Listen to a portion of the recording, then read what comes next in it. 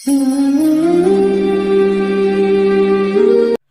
اللہ الرحمن الرحیم، اللہم صلی علی محمد و آل محمد۔ تمام حمد کی تسبیح ہے اس پاک ذات کے لیے جس نے ہر شے کو عدد میں گن رکھا ہے، اور درود و سلام محمد و آل محمد پر جو ہر شے کے عدد کو جانتے ہیں۔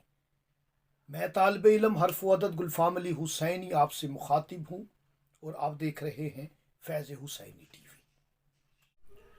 نعت علی آپ اپنی حاجت کے لیے پڑھ سکتے ہیں۔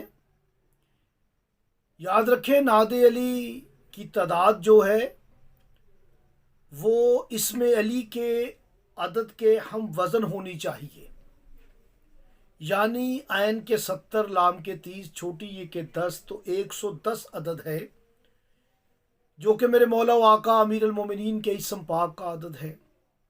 اگر آپ دشمنوں سے خوف زدہ ہیں، مخالفین کی مخالفت عروج پر ہے، یا کسی گھر میں کوئی فرد بد زبان ہے، گندی زبان استعمال کرتا ہے، آپ اس کی زبان بندی کرنا چاہتے ہیں، یا آپ کی بیٹی، بیٹا یا بہو یا کوئی بھی رشتہ جو آپ کے اوپر حملہ کرتا ہے زبان کے ذریعے،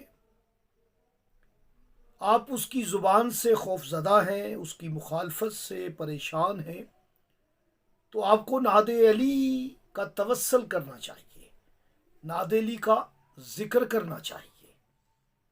نعت علی سے مشکلات رفع دفع ہوتی ہیں اور فوراً رفع دفع ہوتی ہیں۔